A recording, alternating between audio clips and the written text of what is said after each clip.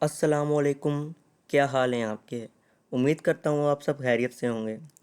آج ہم بات کریں گے ہیومن ہسٹری کی فرسٹ سویلائزیشن کے بارے میں۔ ایک ایسی سویلائزیشن جس کے بارے میں مانا جاتا ہے کہ انہوں نے انسان کو لکھنا سکھایا۔ یہ سویلائزیشن دنیا میں اس وقت موجود تھی جب بیبلون کے ٹاور تعمیر نہیں کیے گئے تھے اور نہ ہی پیرامڈس کا دنیا میں کوئی نشان تھا۔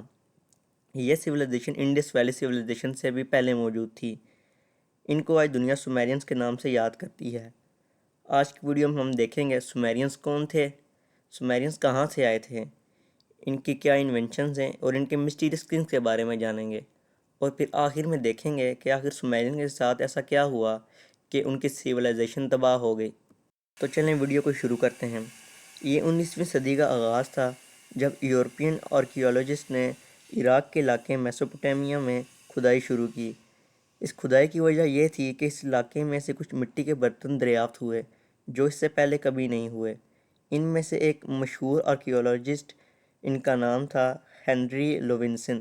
ان کا یہ ماننا تھا کہ اس ریجن میں سے ایک نئی سویلائزیشن دریافت ہو سکتی ہے، کیونکہ اس میسوپوٹیمیا کے ریجن میں سے پہلے بھی کافی سویلائزیشن دریافت ہو چکی تھی۔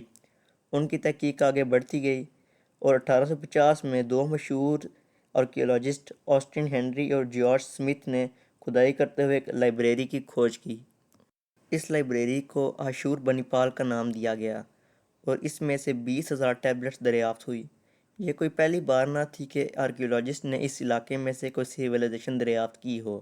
اس سے پہلے بھی 19 سنچری کے آغاز میں آرکیولوجسٹ نے عبید سیولائزیشن کو یہاں سے ڈسکور کیا اور یہ بھی جان چکے تھے کہ عبید سے پہلے یہاں پہ عرق آباد تھے، لیکن جو ٹیبلٹ اس بار دریافت ہوئی تھی وہ عبید اور عرق سے کافی مختلف تھی۔ اس بار ملنے والی ٹیبلٹس کی لکھائی باقی ٹیبلٹ سے کافی مختلف تھی۔ اس مرتبہ گیلی مٹی پر نوکیلی لکڑی سے لکھا گیا تھا۔ آپ جانتے ہیں کہ ان ٹیبلٹس پہ کیا لکھا گیا تھا؟ ان ٹیبلٹس پہ سومیرینز کے اوریجن کے بارے میں لکھا گیا تھا کہ سومیرینز کہاں سے آئے تھے۔ اب تک آرکیولوجسٹ کو لگتا تھا کہ سومیرینز عبید یا عرق کے ڈسینڈنٹس ہیں، لیکن ان ٹیبلٹس کی دریافت کے بعد آرکیولوجسٹ کا یہ دعویٰ بھی غلط ہو گیا۔ سومیرینز عبید یا عرق کے ڈسینڈنٹ نہیں تھے۔ ان کا سب سے بڑا ثبوت یہ ہے کہ سومیرینز پیریڈ میں جو سب سے بڑے شہر تھے، کش، نیپور، اریدو، لگاش، یہ تمام شہر سومیرین لینگویج میں ایگزسٹ ہی نہیں کرتے تھے۔ یعنی اب یہ بات اسٹیبلش ہے کہ سومیرینز عبید یا عرق کے ڈسینڈنٹ نہیں ہیں، بلکہ یہ عبید اور عرق کے بعد آئے۔ سومیرینز نے عبید اور عرق کے بنائے ہوئے شہروں پر قبضہ کیا، اور اب عبید اور عرق کے ساتھ کیا ہوا اس کے بارے میں تاریخ خاموش ہے۔ لیکن اگر ہم سومیرینز کے ٹیبلٹ کا جائزہ لیں تو ان کا کہنا تھا کہ وہ ڈلمون سے آئے ہیں۔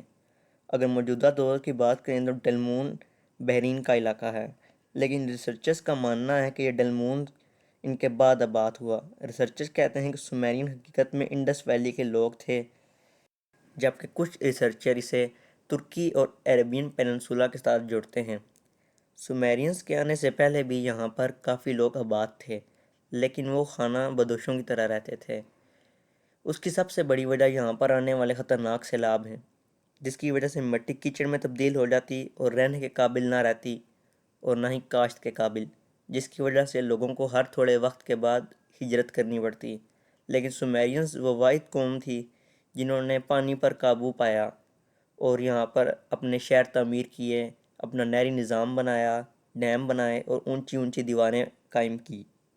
جب سومیرینز نے پانی پر قابو پا لیا تو ہسٹری میں پہلی مرتبہ انسانوں نے ایک جگہ پر ٹکنا سیکھ لیا، اور پھر وہاں سے آغاز ہوتا ہے ہیومن ہسٹری کی فرسٹ سیولائزیشن، دی سومیرینز کا۔ سومیرینز نے جب ایک جگہ پر ٹکنا سیکھ لیا تو وہاں سے انہوں نے آرٹس کی طرف جانا شروع کیا۔ انہوں نے اپنی میتھس بنائی، جس کو بیس 60 میتھ سسٹم بھی کہتے ہیں، یعنی ایک منٹ میں 60 سیکنڈ، ایک گھنٹے میں 60 منٹ اور ایک سرکل میں 360 ڈگری۔ ہسٹورینز کا ماننا ہے کہ سومیرینز ہی نے فرسٹ ٹائم ویل کی انوینشن کی اور اسے استعمال کیا، اور آج 6000 سال بعد بھی ہم سومیرینز کی ان انوینشن کو اپنی زندگی میں استعمال کر رہے ہیں۔ انہوں نے اپنے قانون، اپنی گورنمنٹ، اپنے ہاسپٹل، سکول بنائے۔ انہوں نے فرسٹ ٹائم ایک ایسا کونسل بنایا جو ڈیموکریٹیکلی ایک لیڈر کو سلیکٹ کرتے تھے۔ آرکیولوجسٹ نے ایک ٹیبلٹ پایا جس پر سومیرینز کنگز کے نام تھے، لیکن یہاں پر حیرانی کی بات یہ تھی کہ کنگز کے بارے میں لکھا تھا کہ وہ ہزاروں سال تک حکومت کرتے ہیں، جیسے مثال کے طور پر ایلیم نے 28,000 سال تک حکومت کی، ڈومیزٹ دی شیفرڈ نے 36,000 سال تک حکومت کی، جو کہ ناقابل یقین بات ہے۔ ہسٹورینز کا ماننا ہے یہ کوئی ان کا ریلیجیس ٹائم پیریڈ تھا۔ ان سب باتوں سے بھی زیادہ عجیب بات یہ تھی کہ سومیرینز کا ماننا تھا یہ سب کچھ انہوں نے خود نہیں سیکھا، بلکہ انہیں یہ سب کچھ سکھا کے بھیجا گیا ہے ڈلمون سے۔ اور سکھایا کس نے؟ ایروناکیز نے۔ ایروناکیز اصل میں ان کے مشہور خداؤں کا ایک سیٹ تھا، جن میں اینلیچی، اینمو اور اینلن شامل ہیں۔ ابھی تک ہم نے سومیرینز کے بارے میں بات کی کہ کہاں سے آئے اور کیا کیا کام انہوں نے کیے۔ اب واپس آتے ہیں ان ٹیبلٹس پر جو 19ویں صدی میں دریافت ہوئی۔ یہ ٹیبلٹس ریسرچر کے ہوش اڑانے کے لیے کافی تھی۔ ان میں سے سب سے مشہور ٹیبلٹ کا نام ہے ایپک آف گلگمش۔ یہ اس سویلائزیشن کے بہت طاقتور بادشاہ کی کہانی تھی۔ بتایا گیا ہے کہ وہ بادشاہ ایک تہائی انسان تھا اور باقی دیوتا تھا۔ اس ٹیبلٹ میں لکھا گیا ہے کہ اس کی ماں دیوتا تھی اور باپ عام انسان تھا۔ سومیرینز ٹیبلٹ کو مزید پڑھنے پر ہمیں یہ پتہ چلتا ہے کہ سومیرینز ٹیبلٹ میں ایک دی گریٹ فلڈ کے بارے میں بتایا جاتا ہے، ایک ایسا سیلاب جس نے انسانیت کو تقریباً ختم کر دیا تھا۔ سومیرینز کے مطابق ایک مرتبہ خدا جب انسانوں کو حد سے زیادہ بڑھتا ہوا نافرمان اور بات نہ ماننے والا پاتا ہے تو وہ اس کا حل نکالتا ہے، اور اس بار خدا نے انسانوں پر سیلاب لانے کا فیصلہ کیا۔ انسانوں میں سے جو نیک تھا، جس طرح بادشاہ زیوس سدرا، وہ انسانیت کی وجہ اور اپنے خدا سے مستقل رابطے کی وجہ سے جانا جاتا ہے۔ ایک دن وہ دیوار کے ساتھ کھڑا تھا کہ اس نے آواز سنی، جو آواز انسان کی نہیں تھی، وہ اینکی کی آواز تھی جو انسان کی حفاظت کرتا تھا۔ اینکی نے بادشاہ کو خبردار کیا کہ ایک ایسا سیلاب آنے لگا ہے جو انسانیت کو ختم کر دے گا، اور اس سیلاب کا فیصلہ خدا نے کر لیا ہے اور خدا اپنے فیصلے کو نہیں بدلتا۔ بچ جاؤ گے۔ اینکی نے اسے ایک عظیم کشتی بنانے کا حکم دیا جس میں وہ، اپنا خاندان، کام کرنے والے لوگ اور ہر طرح کے جانور اور پودوں کے بیج تھے۔ پھر بادل چھا گئے، بارش ہونے لگی، اور بارش نے زمین کو ہلا کر رکھ دیا، اور یہ بارش 6 دنوں تک جاری رہی جس میں پوری زمین ڈوب گئی۔ 6 دن مستقل بارش کے بعد 7ویں دن بارش میں کمی آئی اور زمین نظر آنا شروع ہو گئی۔ زیسودرو نے اپنی کشتی کے باہر ایک پہاڑ پر قدم رکھا۔ خدا نے زیسودرو کو سزا دینے کی بجائے اس کے انسانیت کی وجہ سے اسے نوازا، اسے ایک ایسے تحفے سے نوازا جس کے لیے وہ ہمیشہ زندہ رہے گا، اسے کبھی موت نہیں آئے گی۔ یہ کہانی تھی سومیرینز دا گریٹ فلڈ کی، جو سومیرینز کے ٹیبلٹ میں لکھی گئی ہے۔ اگر موجودہ دور کی بات کریں تو اب تک سومیرینز کی 5 لاکھ سے زیادہ ٹیبلٹس دریافت ہو چکی ہیں۔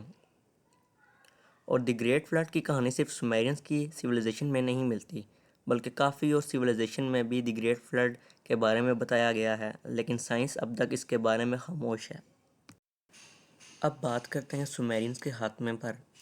آخرکار انسانوں کی پہلی سویلائزیشن کا خاتمہ کیسے ہوا؟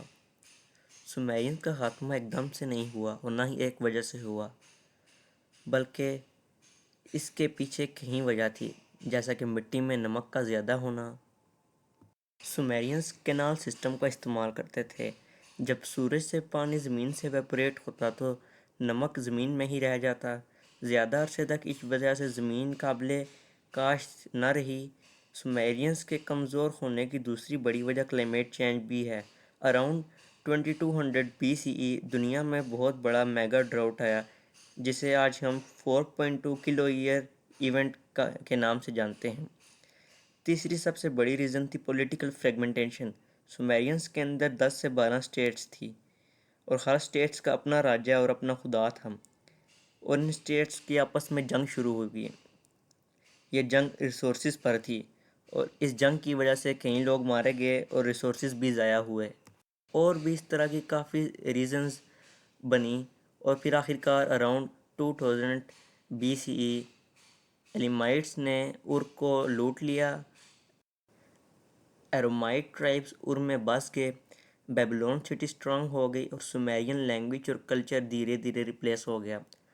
پھر آخرکار لگ بھگ 3000 سال رہنے کے بعد انسانوں کی پہلے سویلائزیشن دی سومیرینز کا خاتمہ ہوا، اور اس جگہ پر ایک نیا شہر آباد ہوا جسے ہم دی بیبلون کے نام سے جانتے ہیں۔